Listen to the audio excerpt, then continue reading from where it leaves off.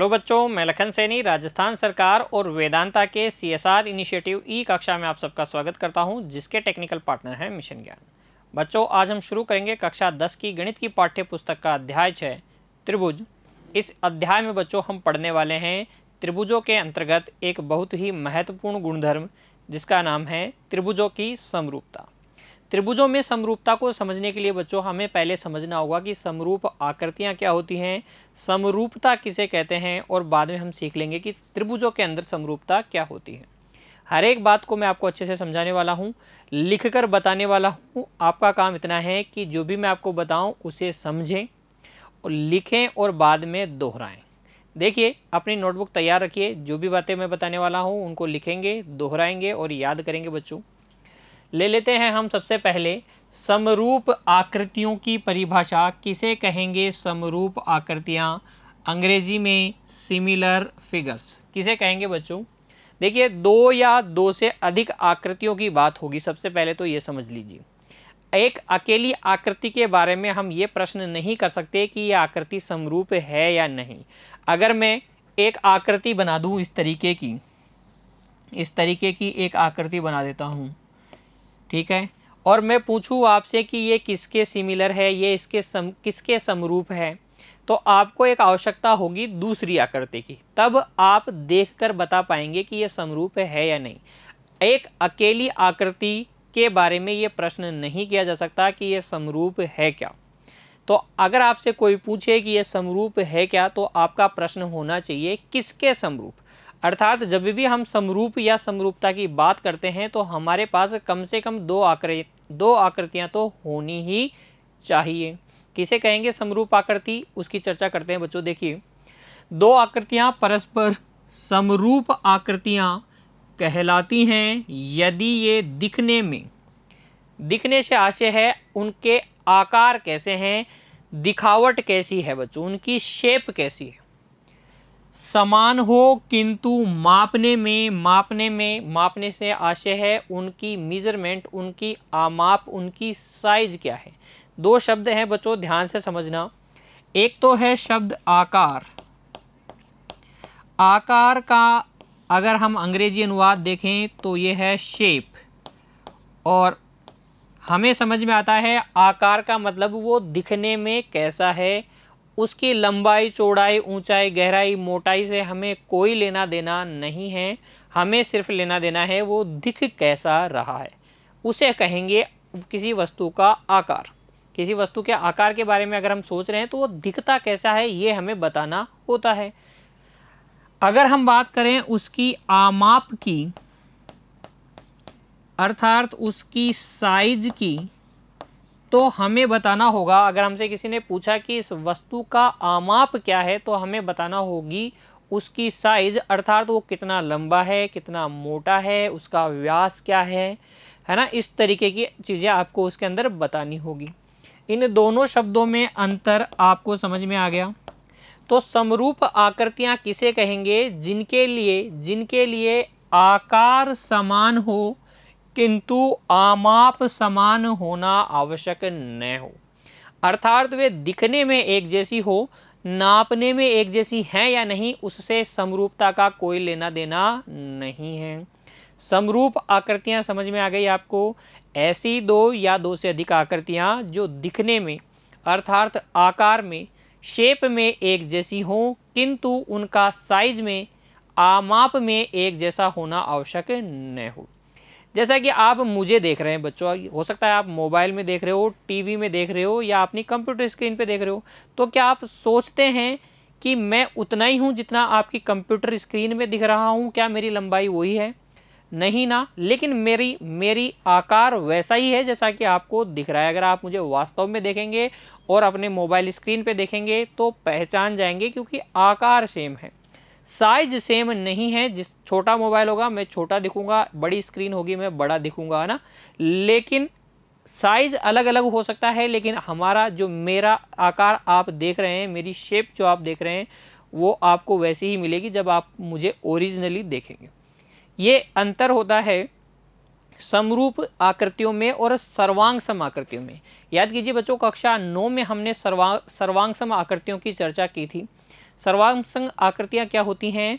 जो आकार में और आमाप में समान हो, दिखने में एक जैसी हो और नापने में भी एक जैसी हो, अर्थात वो क्या कर सके, एक दूसरे को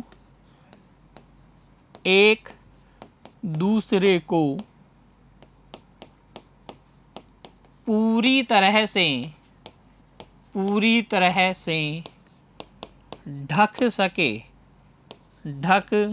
सके, पूरी तरीके से ढक सके, ऐसी आकृतियाँ क्या कहलाती हैं? सर्वांग सम आकृतियाँ। कक्षा 9 में बच्चों हमने पढ़ा है, ऐसी दो आकृतियाँ जो एक दूसरे को पूरी तरीके से ढक लें अर्थात से छिपा लें, तो वे आकृतियाँ सर्वांग सम होती है। पहली आकृति दूसरी को छिपा सकती है पूरी तरीके से और दूसरी वाली पहली वाली को छिपा सकती है पूरी तरीके से, ठीक है, तो वह सर्वांग सम होगी। उनके आमाप भी समान होते हैं और उनकी आकार भी समान होती हैं। लेकिन समरूप आकृतियाँ कौन सी आकृतियाँ होंगी? जिनके आकार समान हो, उनके आमाप हो सकता है असमान हो सकता है समान भी हो, अर्थात उनके आमाप का समान होना आवश्यक नहीं हो। उदाहरण के माध्यम से समझते हैं बच्चों। देखिए, सभी वृत्त, अगर हम देखें सभी वृत्त, तो वृत्त छोटा बड़ा हो सकता है लेकिन वो दिखता एक जैसा है। सोच के देखिए, सारे वृत्त एक जैसे ही दिखते हैं, उनकी त्रिज्याएं अलग अलग हो सकती हैं लेकिन सारे वृत्त क्या होते हैं? देखने में एक जैसे होते हैं, उनकी शेप एक जैसी होती है, उनकी साइज में भी डिफरेंट हो सकती है बच्चों, ठीक है। सभी वर्ग भी सारे एक जैसे ही दिखते हैं, इसलिए ऐसे आकृतियां, सभी वृत्त, सभी वर्ग, ये सब क्या हैं? समरूप आकृतियां हैं। अगर आपसे कोई पूछे कोई दो समरूप आकृतियों के उदाहरण दीजिए तो आप बता देंगे वृत्त समरूप होते हैं, वर्ग हमेशा समरूप होते हैं, और अधिक अगर आपको उदाहरण पूछे जाएं तो आप बता सकते हैं सभी समबाहु त्रिभुज एक जैसे होते हैं, एक जैसे दिखते हैं। यहाँ एक जैसे होते हैं से मेरा आशय है एक जैसे दिखते हैं, केवल दिखने में एक जैसे हैं, नापने में एक जैसा होना जरूरी नहीं हो, क्योंकि हम चर्चा कर रहे हैं समरूप आकृतियों की। और परिभाषा के अनुसार हमने देख लिया है समरूप आकृतियां उनको कहेंगे जो दिखने में एक जैसी हो और मापने में एक जैसी होना उनका आवश्यक न हो। सभी समबहुभुज, जितने भी समबहुभुज हो, चाहे से वो सम पंचभुज हो, चाहे से सम षटभुज हो, सम अष्टभुज हो, वे सभी एक जैसे दिखते हैं, इसलिए ये क्या होंगे? समरूप आकृतियां होंगे बच्चों, ठीक है। समरूप आकृतियां अगर आपको समझ में आ गया है तो अब हम समझ सकते हैं समरूपता के कंसेप्ट को भी कि आखिर समरूपता किसे कहते हैं। देखिए, पहले एक नोट देख लेते हैं बच्चों। एक विशेष बात आपको ध्यान में देनी है। क्या है वो विशेष बात? समरूप आकृतियां सदैव दिखने में समान होगी, मापने में सदैव समान नहीं होती है। जैसा कि मैंने आपको बताया, समरूप आकृतियां दिखने में आवश्यक रूप से समान होती हैं, उनका मापने में समान होना ज़रूरी नहीं है। तो अगर आपसे कोई पूछे क्या समरूप आकृतियां सदैव दिखने में समान होती है, तो बिल्कुल सही। क्या समरूप आकृतियां मापने में सदैव समान होती हैं, तो आप कहेंगे ये बात बिल्कुल सही नहीं है, क्योंकि वो ज़रूरी नहीं कि मापने में समान हो, सदैव मापने में समान नहीं होती। हो सकता है कि वो समान हो लेकिन सदैव तो नहीं। चलिए अब देखते हैं समरूपता को। सिमिलरिटी क्या होती है बच्चों? समरूप आकृतियों को पहचानना, समरूप आकृतियां बता पाना, समरूप आकृतियों की पहचान की अवधारणा क्या होती है? समरूपता कहलाती है। यानी कि वो कंसेप्ट, वो बातें, वो नियम जिनके आधार पर हम बता सकते हैं कि कोई आकृतियां समरूप हैं या नहीं, यानी कि वे सब नियम, वे सभी अवधारणाएं अगर हम उन सबको एक साथ बोलें तो हम उसको क्या बोलेंगे? उसको हम बोलेंगे समरूपता। एक बार फॉर्मल डेफिनेशन देख लेते हैं, अर्थ मैंने आपको समझा ही दिया है। देखिए, दो आकृतियां जो आकार में समान हो किंतु आमाप में आवश्यक रूप से समान नहीं हो, तब भी ये आकृतियां परस्पर समरूप आकृतियां कहलाती हैं। परिभाषा समरूपता की यहाँ तक तो उतनी वैसी है जैसी कि समरूप आकृतियों की होगी। समरूप आकृतियों की परिभाषा देकर ही आप बता सकते हैं कि इस अवधारणा को, समरूप आकृतियों को पहचानने के नियमों को पहचानने की अवधारणा को ही हम क्या कहते हैं, समरूपता कहते हैं। देखिए लिखा भी है, यह अवधारणा समरूपता कहलाती है। ये कंसेप्ट जो हमें बताता है कि दी गई आकृतियां समरूप हैं या नहीं, उस कंसेप्ट को, उस अवधारणा को, उन नियमों को हम क्या कहेंगे, समरूपता कहेंगे बच्चों। समरूपता की परिभाषा समझ में आ गई है बच्चों। अब देखिए उन नियमों की, उन अवधारणाओं की भी चर्चा कर लेते हैं, उन कसौटियों की भी चर्चा कर लेते हैं जिनसे हम पहचान सकें कि कोई आकृतियां समरूप है या नहीं। ऐसे तो नहीं हो सकता है कि वो हमें दिखने में थोड़ी बहुत एक जैसी दिख रही हो, तो ये जो शब्द है थोड़ी बहुत एक जैसी, इसका कोई अभिप्राय नहीं है, या तो वो एक जैसी हैं या तो वो एक जैसी नहीं है।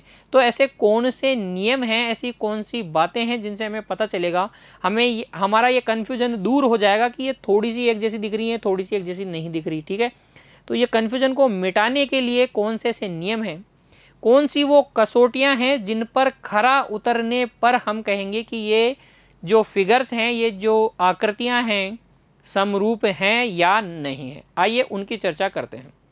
आप हर एक बात को नोट कीजिएगा बच्चों, जो भी आपको बोर्ड पर दिख रही है उस बातें बहुत ही महत्वपूर्ण हैं, इनको नोट ज़रूर कर लीजिएगा और फिर इनका रिवीजन भी कीजिएगा। अगर आपने सिर्फ मेरे से सुना, वीडियो देखा और बाद में रिवीजन नहीं किया तो बच्चों आप भूल जाएंगे, आपको हर एक बात तो याद नहीं रहने वाली। इसलिए रिवीजन करना बहुत ही इम्पोर्टेंट है, रिवीजन नोट्स तैयार करना भी उतना ही इम्पोर्टेंट है। देखिए अगर हम बात करें समरूपता की कसौटियों की, तो दो कसौटियां हैं, दो जो नियम हैं, दो बातें हैं। अगर इन बातों पर कोई दो आकृतियां खरा उतर रही हैं, बिल्कुल इनका पालन कर रही हैं, तो फिर वे आकृतियां आपस में समरूप होती हैं, अर्थात वे एक जैसी दिखेंगी। फिर कौन सी दो कसौटियां हैं, देखिए उनके संगत कोण बराबर होने चाहिए। अब ये एक शब्द है संगत, ये क्या है, संगत किसे कहेंगे। देखिए अगर आप चर्चा कर रहे हैं दो आकृतियों की, ये हो गई आकृति एक, क्योंकि समरूपता की जब भी बात करेंगे तो एक अकेली आकृति की तो बात हम कर ही नहीं सकते, दो या दो से अधिक तो होनी ही चाहिए। तो अगर मैं बात कर रहा हूं इसमें आकृति एक और आकृति दो में, तो संगत कोण किसे कहेंगे। यह आकृति भी, इसमें भी कोई ना कोई कोण होंगे, इसमें भी कोई कोण होंगे, तो संगत कोण कौन से होंगे, इसमें जो सबसे बड़ा होगा, सबसे बड़ा,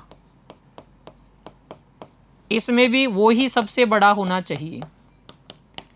जैसे मान लीजिए इस आकृति एक में सबसे बड़ा कोण 60 डिग्री का है, तो इस आकृति दो का सबसे बड़ा कोण 60 डिग्री का होगा, तब हम कहेंगे कि संगत कोण बराबर है।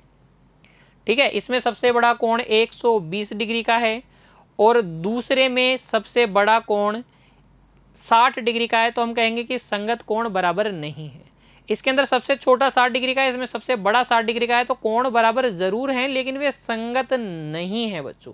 वे क्या हैं, असंगत हो जाएंगे। संगत कहने का मतलब सबसे बड़े से सबसे बड़ा, सबसे छोटे से सबसे छोटा, और दूसरे नंबर वाले से दूसरे नंबर वाला देखना है, तीसरे नंबर वाले से तीसरे नंबर वाला देखना है। अगर आप ऐसा देखते हैं कोणों के मान, तब हम कहेंगे कि कोण क्या हैं, संगत कोण हैं जो बराबर हैं। फिर देखते हैं दूसरी कसौटी।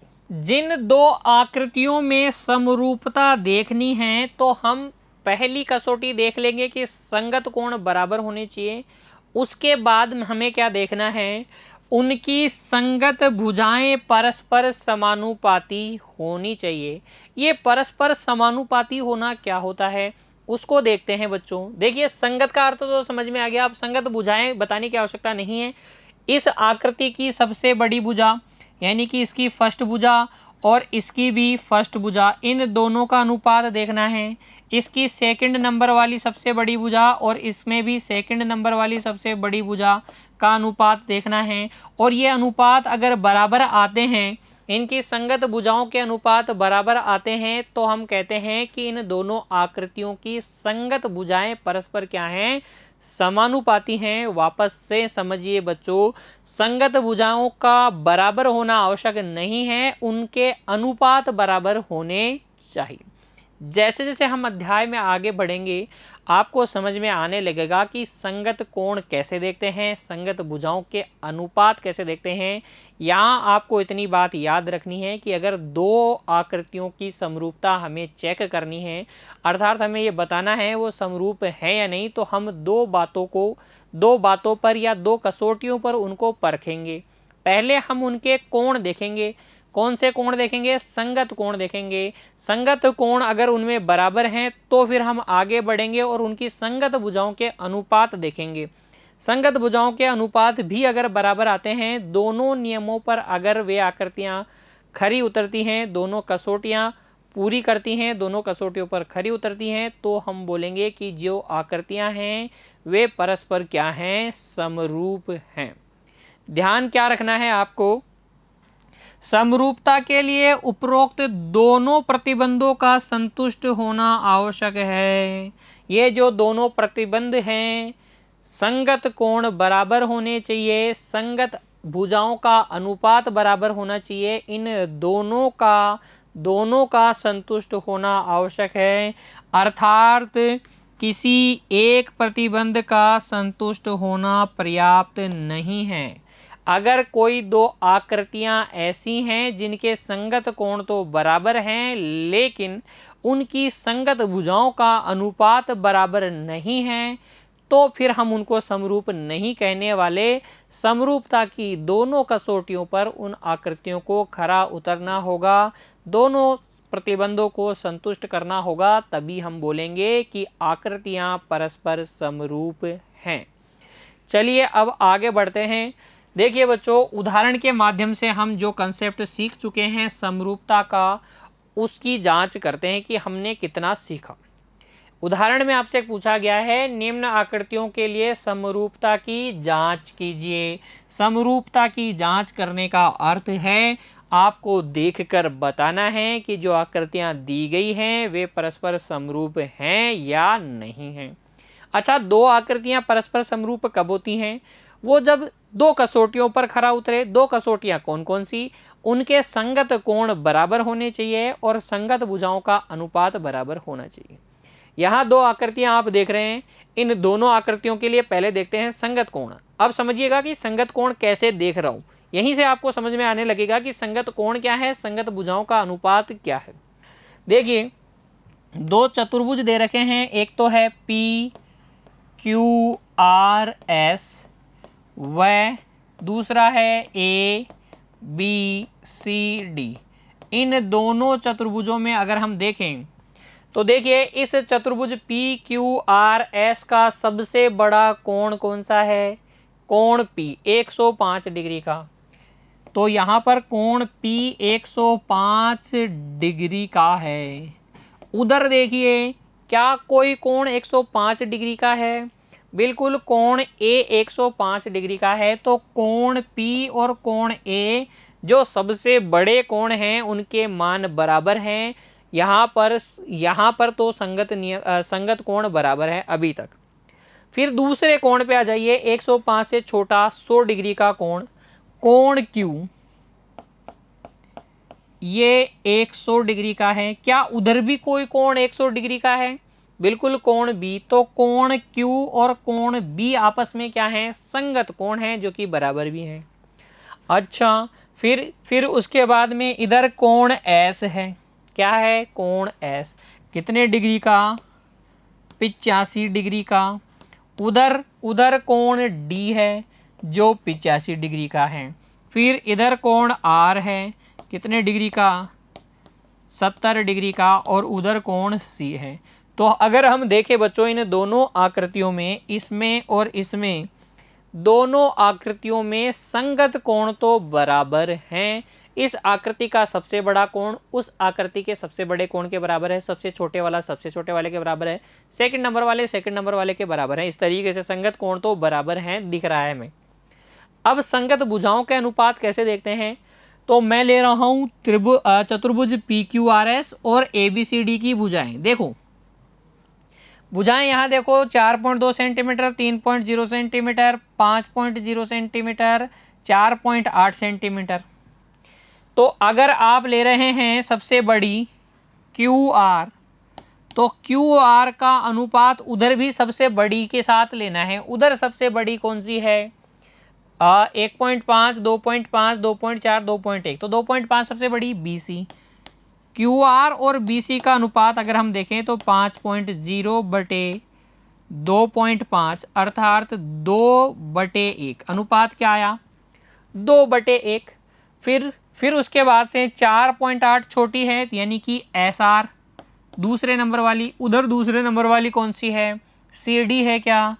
CD ये हो गया 4.8/2.4। ये भी कितना आ जाएगा? 2/1। 24 दूनी 48। फिर तीसरे नंबर की को देखिए, PS/PS/AD आएगा क्या तीसरे नंबर वाली?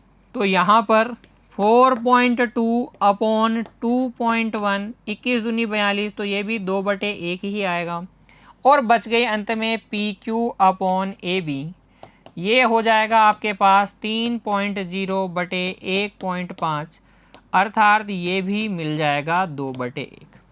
तो अगर हम देखें संगत भुजाओं के अनुपात क्या हैं? बराबर हैं। सबके अनुपात क्या हैं? 2/1 के बराबर हैं। इसलिए ये दोनों आकृतियां क्या हैं? समरूप हैं। अब यहाँ ध्यान दीजिएगा बच्चों, मैंने एक चिन्ह लगाया है इस तरीके का। इसे हम कहते हैं समरूपता का चिन्ह। कुछ बातें हैं जो आपको बता देता हूँ, इम्पोर्टेंट है, समझिएगा। अगर आकृति एक हो सकता है त्रिभुज हो, चतुर्भुज हो, पंचभुज हो, कैसी भी आकृतियां हो सकती हैं, वह आकृति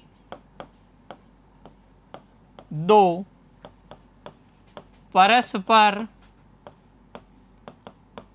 समरूप हैं तो इसे आकृति एक समरूप आकृति दो। इस चीज को नोट कर लीजिए बच्चों। बीच में कौन सा चिन्ह लगा देते हैं? दोनों आकृतियों के बीच में इस तरीके का चिन्ह से दिखाते हैं, इस प्रकार दिखाते हैं। तो यहाँ पर चतुर्भुज है PQRS और दूसरा चतुर्भुज है ABCD। इन सभी बातों से आप इतना परिचित हो जाएंगे बच्चों, जैसे जैसे हम अध्याय में आगे बढ़ेंगे, कि आपको लगेगा कि ये बातें भी कोई बताने वाली हैं क्या। ये तो बहुत नॉर्मल बात है। तो यहाँ पर ये दोनों समरूप हैं तो इस तरीके से लिख देंगे। अच्छा, जांच भी करेंगे बच्चों कि क्या हमने समरूपता का चिन्ह सही लगाया, संगतता कहीं नष्ट तो नहीं हो रही। अच्छा, ये संगतता नष्ट होना क्या है? देखिए, हमने कहा कि यहाँ पर जो कोण P है वो A के संगत है, तो पहले अगर P लिखा है तो इधर पहले A लिखा होना चाहिए। Q किसके संगत है? B के। R C के। और S किसके संगत है? D के। तो कोणों की संगतता तो नष्ट नहीं हुई है, उसी ऑर्डर में लिखे हुए हैं, संगति ही है। अर्थात मैं कहना चाह रहा हूं कि अगर आकृतियां इस तरीके से समरूप दिखाई गई हैं तो आपको समरूप कहते ही समझ में आ जाना चाहिए कि कोण P कोण A के बराबर है, कोण Q कोण B के बराबर है, कोण R जो है कोण C के बराबर है, और S किसके बराबर है? D के। ये तो हुई कोणों की बात। फिर देखिए, संगत भुजाएं भी समानुपाती होनी चाहिए। PQ के बटे में कौन आएगा? AB। देखो, पहले दो बिंदुओं से जो भुजा बन रही है इधर, वो इधर वाले पहले दो बिंदुओं के संगत होगी, बराबर। ऐसे ही हम लिख सकते हैं QR बटे क्या? QR के बटे में कौन आएगा? BC। और अगर मैं पूछूं PS के बटे में कौन आएगा? PS के बटे में आएगा AD। ठीक है ना, इधर पहला और लास्ट लिया। और RS के बटे में RS के संगत कौन है? CD। तो अगर आपको समरूप दिखाना है बच्चों, और समरूपता के चिन्ह से दिखाना है, तो आप संगतता को भी दिखाएंगे। अर्थात संगतता नष्ट नहीं होनी चाहिए, पहले जो बिंदु है जिसके संगत है वो ही इधर भी पहले आएगा। मेरी बात आपको अच्छे से समझ में आएगी और उदाहरण जब हम करेंगे। आइए एक और उदाहरण लेते हैं और फिर जो बातें मैं आपको सिखाना चाह रहा हूँ उसको और डीपली और अच्छे से समझने का प्रयास करते हैं। देखिए, इस उदाहरण में आपसे कहा गया है निम्न आकृतियों के लिए समरूपता की जांच कीजिए। यहाँ पर भी आपको समरूपता की जांच करनी है और बताना है कि जो आकृतियाँ दी गई हैं वे समरूप हैं या नहीं। अच्छा, कैसे बताएंगे समरूप है या नहीं? दो कसौटियों पे परखेंगे हम इसको। संगत कोण देखेंगे और संगत भुजाओं का अनुपात। तो देखो, चतुर्भुज ही हमें इस बार भी दिया गया है। एक है ए बी सी डी चतुर्भुज, और दूसरा जो चतुर्भुज है वो है PQRS। और अगर हम इनमें देखें तो इसके सारे कोण 90 डिग्री के हैं, उसके भी सारे कोण 90 डिग्री है। किसी के भी संगत आप बोल सकते हैं कोणों के मामले में। तो यहाँ मैं बोल देता हूँ कि कोण A बराबर कोण B बराबर कोण C बराबर कोण D बराबर है कोण P बराबर कोण Q बराबर कोण R और कोण S। सारे समकोण हैं, 90 डिग्री के हैं। तो यहाँ पर कोणों की संगतता तो हमने देख ली है, सारे संगत कोण बराबर हैं। अब संगत भुजाएं देखते हैं। यहाँ देखिए AB सारी 3-3 सेंटीमीटर की है, इधर सारी 3-3 सेंटीमीटर की नहीं है। साफ पता चल रहा है कि संगत भुजाओं का अनुपात बराबर नहीं है। देख लीजिए, चाहे से AB के साथ में मैं ले लेता हूँ, सबसे बड़ी AB ही ले लीजिए, उधर सबसे बड़ी कौन सी है PQ। तो ये हो जाएगा 3/3.5, जिसको हम लिख सकते हैं 30/35। 5 से काटेंगे तो 6/7 आएगा। फिर दूसरी भुजा लीजिए, इसकी BC ले लीजिए। अच्छा, उसमें दूसरे नंबर की कौन है? दूसरे नंबर की RS है, RS। तो ये भी आ जाएगा 3/3.5, 6/7। इसमें आप ले लीजिए CD। अब देखिए CD 3 और CD के साथ आप चाहे तो PS लें चाहे तो QR लें, आपकी मर्जी है। यह आ जाएगा 3/3 अर्थात 1। क्या संगत भुजाओं के अनुपात बराबर आए? बिल्कुल नहीं आए। और हमने पढ़ा है कि दोनों कसौटियों पर खरा उतरेगा तो ही समरूप बोलेंगे, अन्यथा हम समरूप नहीं बोलेंगे। तो ये दोनों आकृतियां समरूप नहीं हैं। इस तरीके से काट दीजिएगा समरूपता के चिन्ह को। तो यहाँ पर क्योंकि संगत भुजाओं का अनुपात बराबर नहीं है, इसलिए ये दोनों आकृतियां समरूप नहीं हैं। आइए एक और उदाहरण करते हैं ताकि हमें बहुत अच्छे से पक्का हो जाए जो भी हमने सीखा है। देखिए, उदाहरण इसमें हमें बोला गया है, वापस से वही बात, निम्न आकृतियों के लिए समरूपता की जांच कीजिए। देखिए, यहाँ पर तो कोण क्या है? 90 डिग्री के हैं और ये कोण 90 डिग्री के नहीं हैं। तो यहाँ पर कोण ही बराबर नहीं है। जबकि भुजाएं देखें, भुजाओं का अगर आप अनुपात देखें तो 2.1/4.2, 1/2, 1/2, 1/2 आएगा। संगत भुजाएं यहाँ समानुपाती हैं लेकिन कोण बराबर नहीं है, संगत कोण बराबर नहीं है, इसलिए ये आकृतियां भी समरूप नहीं हैं। क्या सीखा बच्चों आज हमने? कि समरूप आकृतियां किसे कहते हैं, समरूपता किसे कहते हैं, दो आकृतियां समरूप हैं या नहीं, कैसे जांच करेंगे। उम्मीद करता हूं इन तीनों प्रश्नों के जवाब आपने सीख लिए हैं। कोई भी अगर आपसे पूछे, परीक्षा में आपसे पूछा जाए, तो अब आप आसानी से व्याख्या सहित अपना उत्तर लिख सकते हैं। मिलते हैं अगली कक्षा में। तब तक के लिए जो कुछ आज हमने सीखा उसको दोहराइए बच्चों, पढ़ते रहिए, खुश रहिए। धन्यवाद।